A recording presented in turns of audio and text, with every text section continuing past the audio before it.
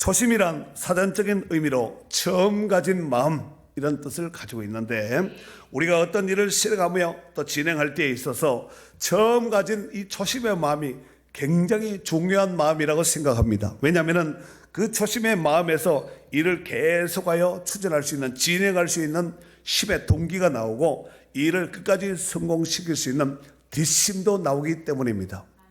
요한계시록 2장과 3장에 보면은 소아시아의 7교회가 이름이 쭉 기록 나와 있죠. 그 가운데서 가장 먼저 첫 번째 등장하는 에베소 교회가 등장하는데, 에베소 교회를 진단한 우리 주님이 이제 그들의 에베소 교회를 칭찬하지요.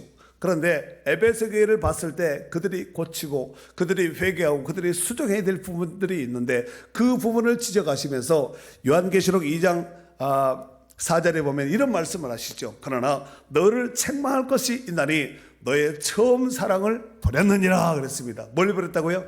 처음 사랑, 첫사랑을 버렸다는 것입니다. 이러보건대 모든 일이나 우리가 신앙생활을 함에 있어서 초심의 마음을 잃지 않고 계속해서 추진력을 가지고 진행해 나가는 것은 굉장히 중요한 것이라는 것을 알 수가 있습니다. 특별히 저희 교회가 개척할 당시에는, 우리 교회가 개척할 당시 한국교회의 상황은 어떤 상황이었냐면은, 교회가 10군데 교회가 개척되면 그 가운데서 1개 내지는 2개 교회가 자립할 것이다. 이런 시대 가운데서 저희 교회가 개척이 되었습니다. 그래서 이제 진행해 오면서 우리가 만 4년이 지나면서 이 교회 건축을 하지 않았습니까? 4년 만에 건축했다는 것도 주의 크신 은혜라고 생각합니다. 그런데 사람들이 저보고 그런 말을 한 적이 있어서 제가 그런 얘기를 한두 번 들은 것이 아니에요. 목사님은 맨 땅에 헤딩했습니다. 그래서 좀 넓어진 것 같아요. 목사님은 맨 땅에 헤딩했습니다. 저한테 그런 얘기를 하신 분이 더러 있어서 여기 중에 있을 수도 있습니다. 그런데 사람들은 저보고 맨 땅에 헤딩했다고 그렇게 표현을 했지만, 저는 절대로 맨 땅을 헤딩해 한 적이 없습니다. 그리고 제가 믿음으로 기도하면서 하나님의 은혜 가운데서 개척한 것이지, 맨 땅에 헤딩한다고 교회가 개척됩니까? 더욱이 우리 교회가 27주년을 맞이하면서 여기까지 올 수 있었던 것은 뭐니 해도 첫 번째는 하나님의 은혜였습니다. 그 다음에 부족한 저를 도와서 기도해 주시고 충성스럽게 함께 사역해 주신 우리 성도님들이, 여러분들이 계셨기 때문에 부족하지만 제가 이렇게 목회하고 여기까지 올 수 있지 않았겠나 싶습니다. 이후로도 변함없는 신실한 믿음으로 끝까지 함께 해주셔서 주님 앞에 서는 그날까지 우리에게 부여해 주신 본질, 머리 키를 부여잡고 믿음으로 승리하는 축복된 성도들이 될 수 있기를 주의 이름으로 축복합니다. 하나님께서 세상에서 방황하던 저를 부르셨을 때, 하나님께서 저를 콜링하셨을 때 하나님께서 저에게 주신 말씀이 있습니다. 그 말씀이 뭐냐면은 한번 읽어줘 보세요. 내게 능력 주시는 자 안에서 내가 모든 것을 할 수 있느니라. 빌립보 4장 13절에 있는 말씀입니다. 내게 능력 주시는 자 안에서 내가 모든 것을 할 수 있느니라. 제가 능력 주시는 자 안에 있지 않고 능력 주시는 바깥의 삶을 살았습니다. 그 세상에서 참 재밌게 잘 놀았습니다. 그러다가 어느 순간에 코너로 끌려서 마지막에 보니까 절벽에 딱 서 있는 거예요. 그래서 제가 우리 어머니 돌아가시면서 손들고 2발도 제가 들었습니다. 하나님 살려주세요. 도와주세요. 내가 하나님 나를 살려주시고 나를 도와주시면 내가 하나님을 섭섭하게 해드리지 않겠습니까? 않겠습니다. 왜냐하면 제가 기도를 잘 못했거든요. 그래서 하나님 섭섭하게 해드리지 않겠습니다. 기도 못할 때는 그런 표현을 할 수도 있잖아요. 그래서 하나님을 섭섭하게 하지 않으려고 제가 목회하면서 굉장히 애를 많이 했습니다. 그래서 애도 낳고 이렇게 된 거 아니에요? 자, 그런데 하나님께서 저를 부르셨을 때 빌립보 4장 13절 내게 능력 주시는 자 안에서 내가 모든 것을 할 수 있느니라, 이 말씀을 주심으로 해서, 그래 내가 능력 주시는 자 바깥의 삶을 지금까지 살았다면 이제는 내가 능력 주시는 안의 삶, 능력 주시는 자의 안의 삶을 살아야 되겠다. 그래서 저희 나를 붙잡아 주시면 그 안의 삶을 살겠습니다 하고 제가 바로 신학을 시작했습니다. 12월 15일 날 저희 어머니가 90년 12월 15일 날 저희 어머니가 돌아가시고 17일 날 장례식하고 제가 바로 항복했습니다. 12월 말쯤 돼서 제가 항복하고 그 다음에 제가 신학교 가가지고 91년도에 신학교 가가지고 우리 윤병현 목사님도 91년도에 신학을 시작하셨습니다. 그래서 91년도에 신학을 시작해서 지금까지 제가 한 번도 쉬지 않고 사역을 계속해서 부교육자로부터 교회 개척 27주년 부교육자 생활에서 올해 총 34년 제가 교육자 생활을 지금 하고 있습니다. 이 모든 것이 하나님의 크신 은혜가 아니었겠나 생각하며 오늘 27주년을 맞이하면서 한번 감사 박수로 영광 드리도록 하겠습니다. 자, 그런데 제가 이제 결혼하고 한 4년 정도 지났을 때 참 4년이 저한테는 의미가 크네요. 교회 개척한 지 4년 돼서 이 교회 짓고 결혼해서 4년 만에 제가 교회를 개척했습니다. 그런데 교회 개척할 때 뭐 개척 멤버도 없고 돈도 없고 그렇다 해서 제가 뭐 실력이 있는 것도 아니고 제가 뭐 성령 충만해가지고 뭐 한 것도 아니고 뭐 기적에 죽은 사람을 살리고 그 정도의 은사자도 아니고 그래서 하나님 교회를 개척해야 되겠는데 어떻게 해야 되겠습니까? 나도 좀 교회 좀 개척할 수 있도록 나 좀 도와주세요. 내가 하나님 섭섭하게 해드리지 않는다고 말씀드리지 않았습니까? 그래서 저희가 한겨울에 12월 달 1월 달에 샤레 산기도 우리 성경이 3살 때 2살 때 3살 때 우주복 입혀가지고 우주복 알지요? 우주복은 우주인들이만 입는 것이 아니라 아이들 우주 통으로 입히는 거 있잖아요. 딱 이렇게 잡고 여기서 눈만 이렇게 딱 보이게 하는 거. 그 우주복 입히고 산에 가면 얼마나 추워요. 12월 달 1월 때 김장 비닐 아세요? 요새도 그거 쓰시나? 김장 비닐 그래서 막 집어넣어 둘둘둘 말아가지고 메고 산에 올라가가 밤에 밤 기도하니까 차잖아요. 그 장군 어렸을 때 장군 같아가지고 우리 집사람은 뭐 힘이 안 돼. 제가 딱 메고 산에 가가지고 가랑잎 막 이래 모아놓고 가랑잎 있죠. 나무 떨어진 가랑잎 바람이 휘 막 부니까 한겨울에 밤에 캄캄한 밤이 얼마나 추워요. 그래서 우리 이모님이랑 같이 가가지고 우리 이모님 목사예요. 우리 집사람하고 가가지고 기도 부대예요. 산에 올라가가지고 겨울에 바위 밑에 바위 산에 가면 바위 있잖아. 가랑잎이 싹 모아놓고 그 안에 애를 쑥 집어넣고 우리는 김장비를 다 집어지고 밤새 기도하는 거지 그냥. 그렇게 기도했어요 정말로. 김장비를 산에가 뒤집었으면 정말 안 좋아요. 가랑잎에 모아놓고 앉으면은 완전히 그냥 소파 자리가 푹신푹신합니다.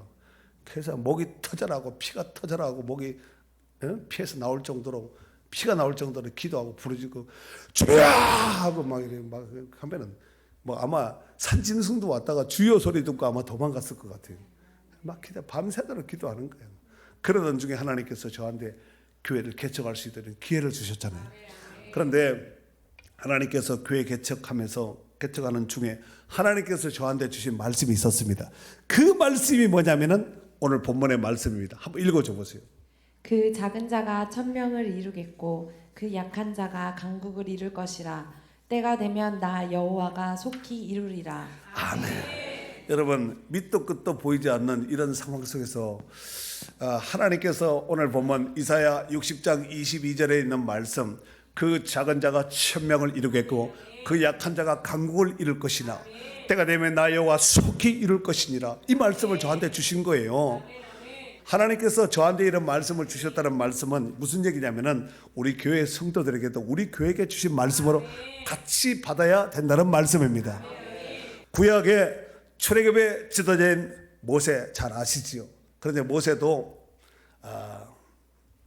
호렙산에서 살인자가 되어서 호렙산 산기슭에서 양을 치고 있을 때 하나님이 모세야 하고 하나님께서 모세야 모세하고 하나님이 콜링하셨습니다.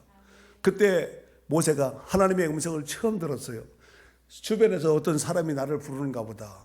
여러분 사실 모세라는 그 이름은 어머니가 지어준 이름이 아닙니다. 잘 아시다시피 유대인들은 자녀들이 나면은 이름을 어머니가 짓습니다. 어머니가 짓고 할례 8일 때 아버지가 그 말을 그 아이의 이름을 선포하는 거예요. 세례 요한도 그렇게 하지 않았습니까? 그럴 때 사가랴 입이 다 벙어리 됐던 사가랴가 입이 풀리지 않았습니까? 그런데 모세라는 이 이름은 그때 당시에 모세가 태어날 시에 당시에 모세라는 남자아이가 태어나면은 100% 히브리인들은 나일강에 버려야 되는 거예요. 그냥 갖다 버려야 됩니다. 만약에 숨기고 있으면 집안을 다 죽일 수가 있습니다. 그러니까 살기 위해서는 태어난 아이, 여러분 그때 선택적 아이를 낳을 수 있다. 딸만 낳았다면 얼마나 좋았겠어요. 근데 그때 마침 남자아이 모세가 태어난 거예요. 그러다가 한참 키우다가 아이가 목소리가 커지니까 더 이상 감출 수가 없어서 갈대 상자에 역청을 발라서 아이를 담아서 나일강에 띄웠을 때, 그때 마침 바로의 공주가 목욕하러 왔다가 모세를 보고 어머나 히브리 아이네 하고 건져서 자기 왕궁에 데려가서 모세라고 이름을 짓고, 모세라는 그 이름은 물에서 건져낸 자라는 뜻입니다. 자기의 아들을 삼지 않습니까? 왕궁 생활 40년 동안 애굽에 있는 모든 학술과 학문을 다 배웠다 그랬습니다. 그런데 나이 40에 자기 민족을 돌볼 것을 이제 보다가 결국은 애굽 사람을 쳐 죽이지 않습니까? 그로 인해서 모세가 도망자의 신세가 되어서 애굽에서 시나이 반도를 건너 저 호렙산까지, 여러분 지도를 보시면 얼마나 많이 도망간지를 알 수가 있습니다. 여러분 범죄자는 도망가려면 최대한 멀리 가자, 멀리 가야 되지 않겠습니까? 그러나 사람이 봤을 때 멀리 간 것이지 하나님 봤을 때는 그 안에서 뱅뱅 도는 거지요. 사람은 멀리 갔다. 이제는 이쯤 되면은 아무도 나를 알아볼 수 없고 추적하는 자가 없을 것이다, 이렇게 생각을 했지만 하나님이 봤을 때는 그 손바닥에 다 있는 것이 아니겠습니까? 나이 40이 지나서 이제 도망자가 되어서 40년 동안 호렙산에서 숨어 사는 80세가 되었던 모세에게 하나님께서 불꽃 가운데, 떨기나무 불꽃 가운데 하나님이 찾아오셔서 모세야, 모세야. 그때 만약에 모세에게 하나님께서 모세야, 모세야 하고 만약에 나타났다면 아마 시겁을 하고 도망가지 않았겠나, 그렇지 않겠습니까? 그런데 떨기나무 불꽃 가운데 모세야, 모세야 하고 들릴 듯 말 듯 바람 소리, 스치는 바람 소리 가운데 하나님께서 모세를 불렀습니다. 여러분 도망자, 사람을 죽인 살인자가 된 시점에서 모세, 내가 동네 사람들이 여러분 제 이름은 모세예요 이렇게 말하지는 않았으리라 생각. 아마 자기 이름도 쉽게 밝히지 않거나 별명이나 다른 이름을 개명을 해서 다른 이름을 쓰지 않았겠나, 그렇지 않겠습니까? 우리가 범죄자의 심리를 조금 한번 생각해 본다면 그렇게 하지 않을까 싶습니까? 그런데 하나님께서 나이 80된 노인 이 모세를 찾아오셔서 내가 애굽에서 종살이하던 내 민족, 내 백성을 너를 통해서 출애굽을 시키겠다. 모세가 거부하지요. 하나님 안 됩니다. 내가 만약에 애굽에 들어가면 나는 죽습니다. 바로가 나를 그냥 두지 않을 것입니다. 거부하지요. 그리고 나는 입도 뻣뻣하고 혀가 둔한 사람입니다. 하나님께서 그렇게 말씀하시죠. 네 형 아론이 말 잘함을 내가 아는데 내 형을 붙여주겠다. 형과 함께 가라. 그랬더니 그것도 좀 두렵습니다. 바로 앞에 가서 내가 뭐라고 말을 합니까? 그랬더니 품에 손을 넣으라 그러죠. 그리고 다시 꺼내게 합니다. 손이 멀쩡했던 손이 품에 넣었다가 손을 꺼냈더니 문둥병자같이 손이 하얗게 발았습니다. 다시 손을 품에 넣으라 그러죠. 꺼내라 합니다. 조금 전에 문둥병 입었던 그 하얀 손이 깨끗하게 여상한 손이 되었습니다. 그리고 모세가 역시 또 하나님을 의심하고 믿지 못하자 네 손에 있는 것이 뭐냐? 지팡이입니다. 던져라. 던졌습니다. 그랬더니 뱀이 됐습니다. 그랬더니 다시 잡으라 그러죠. 어디를 잡으라 그러죠? 꼬리를 잡으라 그러죠. 뱀은 꼬리 잡아야 돼요? 머리 잡아야 돼요? 어떻게 알아요? 꼬리를 잡으라 그러죠. 뱀은 머리를 잡아야지. 머리를 짝대기로 누르든가 발을 밟든가 머리를 밟아야지. 꼬리를 밟으면 발은 물리지 않겠습니까? 모세가 순전히 꼬리를 잡았더니 지팡이가 도로 되었습니다. 이걸 가지고 네가 애굽 왕 바로 앞에 가라. 그래서 결국은 정말 울며 겨자먹기 식으로 그 지팡이를 가지고 가지 않습니까? 출애굽기 3장 14절에 보면은 하나님께서 그 지팡이를 일컬어서 모세가 잡은 그 지팡이에 대해서 성경은 그렇게 말씀하고 있습니다. 모세가 잡은 지팡이는 하나님의 지팡이를 손에 잡았더라, 이렇게 말씀하고 있습니다. 그걸 가지고 애굽 왕 바로 앞에 가서 10가지 기적을 행하고 드디어 10번째 장자 사건이 일어난 뒤에 이스라엘 백성들을 바로가 허락을 하지요. 나가라. 출애굽을 하죠. 200만이 넘습니다. 민수기에 보면은 남자 장정 수만 60만 3,550명입니다. 곱하기 3을 하면은 180만 명이고 곱하기 4를 하면은 250만 명에 육박한 이 엄청난 민족을 모세가 출애굽을 시킨데 손에 뭘 가지고? 지팡이를 가지고, 그 지팡이를 가지고 손을 내밀었더니 홍해가 갈라지게 되었고, 그 지팡이를 가지고 반석을 쳤더니 생수가 펑펑 쏟아져 나오게 된 줄로 믿습니다. 지팡이가 능력이 있는 것이 아니라 모세의 손에 지팡이를 하나님이 들어서 썼기 때문에 기적의 지팡이, 능력의 지팡이, 이스라엘 백성들을 인도하는 출애굽의 지팡이가 된 줄 믿습니다. 그래서 저도 마치 마른 막대기 같이 연약하지만 하나님께서 붙잡아 주시고 하나님이 살려주시고 하나님이 하게 하시고 하나님이 되게 하시면 제가 하겠습니다. 그래서 아까 빌립보서 4장 13절 내게 능력 주시는 자라서 내가 모든 것을 할 수 있느니라, 그 말씀을 제가 받았기 때문에 제가 사실 사람들 앞에 말을 잘하는 사람이 절대로 아닙니다. 사람 앞에 서면은 이 정도 되면 얼굴이 막 새빨갛게 돼가지고 무슨 말을 했지 몸만 비비꼬다가 제가 들어가는 이런 스타일이었어요. 근데 지금은 제가 하나님 인간 개조를 시켜요. 안에 바깥에 하나님이 다 개조시켜줬습니다. 그래서 사람이 아무리 많아도 제가 간디가 커가지고 절대로 쫄지 않습니다. 제 전철 안에서도 외침 전도 해봤어요. 전철 있지요, 전철. 시골 사람들이 전철을 알란지 모르겠네. KTX는 알죠, 만정에 있는 거. 전철 서울 수원 가는 그 얼마나 복잡해요. 가가지고 할렐루야 주 예수를 믿어라, 예수 믿어 이제 천국 갑니다 하고 제가 복음을 전하고 했습니다. 시장 통해가 안산에 가면 라성시장이 있어요. 라성 호텔 그 시장이 있는데 그가지고 메가폰 가지고 가고 문막 와서도 제가 외침전도 했습니다. 하나님이 이렇게 바꿔주셔서 저를 이렇게 사용해 주시는 거예요. 제가 스스로 봤을 때 제 능력이 아니라 하나님께서 부어주시는 능력이지, 제가 이런 평상시에 말하면 제가 말을 얼마나 더듬어요. 근데 지금은 제가 안 더듬습니다. 이게 주의 크신 은혜라고 생각합니다. 자, 오늘 하나님께서 어떤 상황이랄 때 어떤 사람이랄 빈부귀천 지구화를 망한 학식의 유무라 할지라도 하나님이 들어쓰시면 되는 거예요. 아이고 나는 뭐 학벌도 없고 나는 말도 못하고 나는 뭐 배경도 안 좋고 가문도 안 좋고 가방끈도 짧고 뭐 하는데 상관없습니다. 남녀노소 빈부귀천 지구화를 막론하고 하나님이 들어쓰시면 되는 거예요. 만약에 모세의 손에 만약에 지팡이가 아니라 다른 것이 들려 있었다면 다른 것을 하나님이 들었으면 되는 거예요. 끈을 들고 있었다고 끈 가지고 하나님이 역사하시는 거예요. 지팡이가 끈이 문제가 아니라 하나님의 손에 잡혔느냐, 하나님이 알아주시 하나님이 함께하느냐, 그게 문제지. 아무 이건 뭐 껍데기적인 외형적인 아무 의미가 없습니다. 그러니까 부족하면 하나님의 능력을 부어주시면 되는 거지요. 내게 능력 주시는 자라서 하나님이 능력 주면은 할 수 있다는 거예요. 할 수 있거든이 무슨 말이냐, 믿는 자에게 능치 못함이 없다 그랬습니다. 믿으면 하나님이 능치 못한 은혜를 부어주시고 능력도 은혜도 부어주시는 줄 믿습니다. 그 은혜의 부에 잡히고 그 손에 부에 잡히면 하나님이 멋지게 당당하게 들어서 주실 줄로 믿습니다. 그래서 제가 오늘까지 여기까지 온 것이 아니겠습니까? 자, 오늘 본문으로 들어가서 이제 이 본문이 등장하게 되고 배경적인 것을, 이 비하인드 스토리를 조금 살펴보도록 하겠습니다. 여러분도 잘 아시다시피 이스라엘의 통일 왕국 시대는 3대입니다. 3대. 사울, 그 다음에 다윗, 그 다음에 솔로몬. 이렇게 3대가 통일 왕국 시대 때 왕이다, 이렇게 볼 수가 있습니다. 자, 그런데 이 솔로몬 왕 이후에 이스라엘 나라는 남유다와 북이스라엘, 이스라엘 총 12지파 가운데 10지파는 북이스라엘, 북쪽으로 올라서 10지파가 올라가서 이스라엘과 비슷한 북이스라엘 이름을 세웠고, 남쪽에는 유다와 베냐민이 2지파가 남아서 남유다, 이렇게 해서 10지파, 2지파, 북이스라엘, 남유다, 이렇게 둘로 갈려지게 되지요.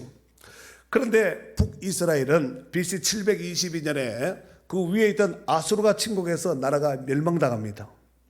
북이스라엘이 멸망받게 된 그 결정적인 이유는 두 가지였어요. 하나님 말씀에 대한 불순종과 우상숭배입니다.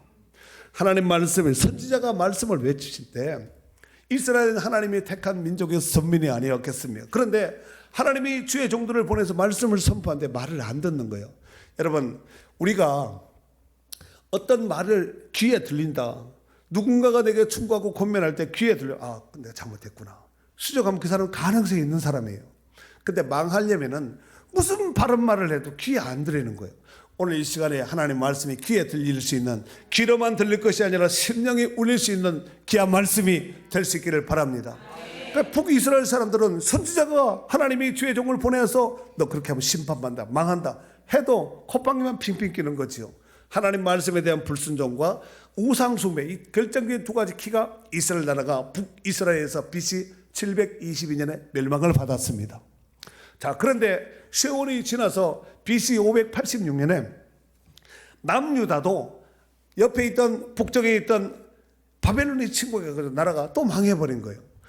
남유다가 멸망한 이유는 두 가지입니다. 첫 번째, 하나님 말씀에 대한 불순종과 우상숭배. 이 우상숭배가 이게 보통 문제가 아니에요. 여러분, 우상숭배라면 단순히 눈에 보이는 뭘 갖다 놓고 빌고 이렇게 뭐 하는가 보다, 그렇지 않어요. 눈에 보이는 우상보다가 눈에 보이지 않는 우상이 더 클 수가 있습니다. 눈에 보이지 않는 우상 있잖아요. 여러분, 은근히 이렇게 막 이렇게 의지하는 거, 하나님보다 더 의지하고 더 사랑하는, 다 우상숭배라고 생각하시면 됩니다. 남유다가 멸망받은 것도 뭐라고요? 하나님 말씀에 대한 불순종과 우상숭배. 북이스라엘이 멸망했던 그 전차를 똑같이 그대로 답습하는 거예요. 그리고 70년 동안 바벨론에서 포로 생활, 종살이하면서 고된 노역 생활을 하지요. 소망이 없습니다. 이스라엘에서 저 바벨론까지 이 거리가 얼마냐면 1000km예요. 1000km. 차로 가도 한참 가야 될, 뭐 하루 정도 가야 될 이런 긴 이 거리를 그들이 다시 포로로 끌려갔다 노예로 끌려갔다가 다시 돌아온다는 것은 현실적으로 불가능합니다. 바벨론의 왕은 당시에 전 세계의 왕입니다. 천하를 다스리고 있는, 바벨론의 손에서 빠져나가는 말도 돼. 유다뿐만 아니라 주변의 나라들이 다 바벨론의 손아귀에 다 들어간 거죠. 그런데 거기서 을레갈변에서 수금을 걸어놓고 우리도 좀 고향 땅 고국으로 돌아갈 수 있도록 하나님 도와주세요. 기도하고 부르짖고 찬양하지만 메아리, 돌아오지 않는 메아리에 불과한 것이죠. 그런데 70년이 차서 하나님께서 고레스 왕을 세웁니다. 고레스. 그래서 고레스를 세워서 이스라엘 백성들을 1차, 2차, 3차 귀향을 하게 하죠. 그때 학개, 에스라, 느헤미야 이런 선지자를 하나님 통하여서 1차 귀환, 2차 귀환, 3차 귀환을 하죠. 영원히 돌아오지 못한 그 땅에 남아있는 잔존 세력들도 있었지만 큰 덩어리는 이제 넘어오게 되었다는 것이죠. 그런데 하나님께서 이스라엘 백성들을 바벨론에서 포로로 귀향에 보낼 때 그들에게 그냥 노예에서부터 해방! 이렇게 해서 그냥 돌려보낸 것이 아니라 그들을 이제 이스라엘 백성들이 갈 때 사람만 해방시켜 보낸 것이 아니라 너희가 가서 너희 하나님 앞에 성전을 지어라. 성전을 지을 수 있는 모든 비용을 준 거예요. 그리고 그들이 쓸 수 있는 뭐 금덩어리, 은덩어리를 다 챙겨가지고 옛날에 빼앗았던 것을 모두 다 이렇게 돌려주었다는 거예요. 여러분, 이것이 하나님의 은혜가 아니겠습니까? 자, 그래서 오늘 이제 이사야 60장은 그 포로되었던 이스라엘 백성들이 돌아감에 있어서 하나님께서 베푸신 은혜를 이제 소개한 책인데, 자, 오늘 본문은 22절이지만 60장 1절, 2절, 3절 일단 읽어줘 보세요. 자, 60장 1, 2, 3절에 앞에 보셔도 됩니다. 읽어줘 보세요. 일어나라, 빛을 발하라. 이는 내 빛이 이르렀고 여호와의 영광이 내 위에 임하였음이니라. 보라, 어둠이 땅을 덮을 것이며 캄캄함이 만민을 가리려니와 오직 여호와께서 내 위에 임하실 것이며 그의 영광이 내 위에 나타나리니 내 나라들은 내 빛으로 왕들은 비치는 내 광명으로 나아오리라. 아멘. 일어나라, 빛을 발하라. 이는 내 빛이 이르렀고 여호와의 영광이 내 위에 임함이라 그랬습니다. 일어나라는 거예요. 퍼져 있고 쓰러져 있고 소망 없는 이스라엘 백성들에게 소망의 메시지를 중국 말씀이 바로 일어나라는 거예요. 여러분, 혹시 이런저런 인생의 삶 가운데서 쓰러지고 정말 소망 없이 어찌해야 될까 하고 참 답답해하는 이런 분이 혹여나 있습니까? 오늘 이 말씀을 내게 주시는 레마의 말씀을 받고 일어날 수 있기를 바랍니다. 하나님이 일어나라면 일어나는 거예요. 자, 그리고 15절 16절 그 아래 15절 16절 읽어줘 보세요. 전에는 내가 버림을 당하며 미움을 당하였으므로 내게로 가는 자가 없었으나 이제는 내가 너를 영원한 아름다움과 대대의 기쁨이 되게 하리니 내가 이방 나라들의 젖을 빨며 뭇 왕들의 젖을 빨고 나 여호와는 내 구원자 내 구속자 야곱의 전능자인 줄 알리라. 전에는 네가 버림을 당하였고 미움을 당하였고 내게 오는 자가 없었으나 이제는 내가 너를 영원한 아름과 대대의 기쁨이 되게 해주겠다. 그래서 내가 내 구원자 내 구속자 야곱의 전능하신 하나님인 줄 알아라. 그리고 18절서부터 20절 여기에 키는 다시는인데 다시는은 좀 크게 읽어줘. 두 번 나오는데 읽어줘 보세요. 다시는 강포한 일이 내 땅에 들리지 않을 것이요 황폐와 파멸이 내 국경 안에 다시 없을 것이며 내가 내 성벽을 구원이라 내 성문을 찬송이라 부를 것이라. 다시는 낮에 해가 내 빛이 되지 아니하며 달도 내게 빛을 비추지 않을 것이요 오직 여호와가 내게 영원한 빛이 되며 내 하나님이 내 영광이 되리니 다시는 내 해가 지지 아니하며 내 달이 물러가지 아니할 것은 여호와가 내 영원한 빛이 되고 내 슬픔의 날이 끝날 것임이라. 아멘. 전에는 네가 버림을 당하고 미움을 당하고 하나님의 징계 채찍을 맞고 포로가 되어서 종살이가 했지만 이제는 내가 너를 돌이켜서 영원한 아름다움과 아름다운 것 대대의 기쁨이 되게 해주겠다. 그래서 다시는 강포한 일이 이 땅에 들리지 않고 다시는 낮의 해가 내 빛이 되지 아니하며 달도 내게 비추지 않을 것이며 다시는 내 해가 지지 아니와 내 달도 물러가지 않는다. 다시는 18절 19절 20절 다시는 몇 번 나와요? 3번 나옵니다. 세 번은 하나님의 수, 완전수 하나님의 수입니다. 그러니까 다시는 하나님께서 그렇게 하지 않겠다는 하나님의 의지를 표명한 것이지요. 여러분 이 말씀은 예수 그리스도 안에서 지금 이 구약 성경이니까 예수님이 메시아가 온 거예요? 오지 않은 거예요? 아직 오지 않은 것이죠. 예수님이 오시기 전 700년 전에 활동했던 이사야 선지자를 통해서 오늘 예언의 말씀을 하나님께서 이 포로 가운데 있는 이스라엘 백성들을 종살이하고 노예하고 있는 이스라엘 백성들을 끄집어내는데 지금 하나님께서 이스라엘 백성들에게 장차올 지금은 포로에서 돌아가지만 이제 영적 포로에서 죄로 인해서 노예 생활하고 있는 매여 있는 자들을 풀기 위한 영원한 구원자 구속자를 보내는데 바로 예수 그리스도를 보내겠다는 얘기죠. 그 아들 예수 그리스도를 통해서 다시는 전과 같은 전차가 아니라 죄의 문제가 아니라 어둠의 문제가 아니라 또 인생 가운데 있는 문제가 더 이상 문제가 되지 않고 다시는 하나님께서 그렇게 하지 않고 이제는 새로운 길 새로운 역사를 펼쳐나가겠다는 말씀입니다. 자, 그렇다면은 예수 그리스도 안에서 회복된 나라와 영광의 실체는 어떤 모습일까요? 여러분 구약은 그림자고 신약은 실체잖아요. 다시 한번 구약은 오실 메시아에 대한 그림자책 예표의 책이고 신약은 오신 메시아에 대한 실체의 책이 아니겠습니까? 자, 그렇다면은 지금 오늘 이제 앞으로 이제 이런 일이 일어날 것이다. 하나님께서 의지를 표명하셨어요. 그러면은 실체는 어떤가? 자, 요한계시록 20장 3절에서 5절까지 한 번 더 읽어줘 보세요. 다시 저주가 없으며 하나님과 그 어린 양의 보좌가 그 가운데에 있으리니 그의 종들이 그를 섬기며 그의 얼굴을 볼 터이요 그의 이름도 그들의 이마에 있으리라. 다시 밤이 없겠고 등불과 햇빛이 쓸데없으니 이는 주 하나님이 그들에게 빛이심이라. 그들이 세세토록 왕노릇하리로다. 아멘. 아멘. 이 땅에 있는 이런 안타까운 사연들, 죄, 어둠, 문제 이런 것들은 천국에서는 다시 맛볼 수 있는 부분이 아니라는 것이죠. 해도 달도 별도 쓸데없습니다. 거기는 오직 하나님의 영광만 있을 뿐인 줄 믿습니다. 특별히 오늘 본문은 아무리 별 볼 일 없는 자라 할지라도 그리스도 예수 안에 있는 자는 작지만 작은 자가 아니고 약하지만 약한 자가 아니라는 거예요. 오히려 오늘 본문의 말씀을 통하여서 그 작은 자가 1000명을 이루겠고 그 약한 자가 강국을 이룰 것이니라. 때가 되면 나 여호와가 속히 지체하지 않고 하나님이 이루어 주시겠다는 말씀입니다. 전도서 3장 1절에 보면은 천하 만사가 다 때가 있다 그래요. 다 그냥 저절로 그냥 어쩌다가 되어지는 것 같지만 다 때가 있습니다.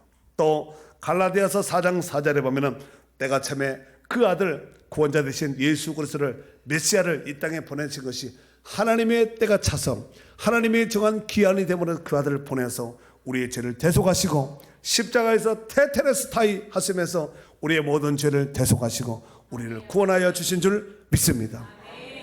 그러므로 이 모든 것이 다 하나님의 때가 되면은 상상치 못했던 역사를 이루겠다는 하나님의 의지를 확실하게 표명한 말씀인 줄 믿습니다. 이 말씀은 과거 구약 이스라엘 백성들에게만 주신 말씀이 아니라 오늘 살아가는 21세기를 살아가는 저 여러분들에게도 주신 레마의 말씀인 줄 믿습니다. 속히 이루실 그날을 바라보며 믿음으로 승리하는 저와 여러분들이 될 수 있기를 바랍니다. 예수님의 비유 말씀 가운데도 보면은 하나님 나라에 대한 비유의 말씀이 참 많습니다. 이를테면 마태복음에 보면은 마태복음 13장 31절에 보면은 또 비유를 들어 이르시되 천국은 마치 비유지요. 천국은 마치 사람이 자기 밭에 갖다 심은 겨자씨 하나 같으니 이런 모든 씨보다 작은 곳이로되 자란 후에는 풀보다 커서 나무가 되매 공중의 새들이 와서 그 가지에 깃들이니라. 또 비유로 말씀하시되 천국은 마치 여자가 가루 서말 속에 갖다 넣어 전복 부풀게 한 누룩과 같아. 예수님이 작은 겨자씨 하나 누룩의 비유를 통해서 천국, 처음에 겨자씨는 작지만 자라게 되면 나물보다 커지고 나무보다 커져서 각종 새들이 깃들고 짐승들의 휴식처가 된다는 거예요. 가루 서말 속에 갖다 누룩도 마찬가지야. 누룩 아시잖아요. 그 집어넣으면은 처음에는 몇 방울 안 되지만 그것이 이제 부풀게 되면은 상상을 초월하지 않습니까? 하나님 나라가 작게 시작하지만 그 크기 장래에 이르게 돼서는 상상할 수 없는 이런 어마어마한 파급적인 영향력을 끼친다는 것입니다. 우리 교회가 설립된 정확한 날짜는 1997년 7월 1일이에요. 7월 첫날입니다. 여러분 7월은 가장 아마 한여름의 무더위의 상징인 7월달이 7월만 생각하면 아마 무더위, 더위 이렇게 생각하지 않을까. 그래서 7월에 둘째 날도 셋째 날도 아닌 첫 번째 날에 가장 무더위의 상징인 7월달에 첫날에 제가 교회를 개척해야 되겠다. 그러면서 설립 예배 때 제가 이런 말씀을 나가서 인사하면서 이런 말씀을 드렸습니다. 하나님께서 얼마나 급하셨으면 나같이 부족한 사람을 통해서 정말 개척감도 되지 않는 이런 부족한 사람을 통해서 하나님이 개척해 하셨을까요? 그 인사말을 제가 드렸습니다. 하나님께서 우리 교회를 세워주시면 교회가 없어서 우리 교회를 세운 것이 아닙니다. 우리 교회만이 해야 될 사명이 있기 때문에 하나님께서 우리 교회를 세워주신 줄 믿습니다. 그렇다면 이 땅에 세워진 모든 교회의 본질적인 사명은 무엇일까요? 복음 전하예요. 복음 전파입니다. 복음 전파. 중요한 사실은 복음의 사명과 본질은 훼손되지 않는 한도 내에서 그 복음을 전파하는 방법론에 대해서는 다양한 방법으로 복음을 전할 수가 있습니다. 여러분, 복음을 전하는 것이 꼭 강대상의 설교를 통해서만 전하는 거예요? 그렇지 않습니다. TV를 통해서, 유튜브를 통해서, 아니면 직접 가서 이렇게 방송을 통해서 전단지 주면서 그렇잖아요. 얼마든지 다양한 방법으로 복음을 전할 수 있는 것이 아니겠습니까? 그러니까 복음의 본질은 훼손되면 안 되고 복음을 전하는 이 매개체는 다양한 방법으로 복음을 전할 수 있다는 말씀이죠. 모쪼록 우리 교회 27주년을 통해서 지금까지 인도해 주신 하나님 앞에 감사하고 이후의 여정도 초심의 마음을 잃지 말고 한결같은 조울추가 되어서 주님이 주시는 사명을 잘 감당해서 정말 때가 되면 하나님께서 오늘 보니까 천을 이루고 강국을 이룬다 그랬잖아요. 때가 되면 나 여호와 속히 한다고 말씀하지 않았습니까? 이 말씀 부여잡고 믿음으로 승리하는 성도들이 될 수 있기를 바랍니다.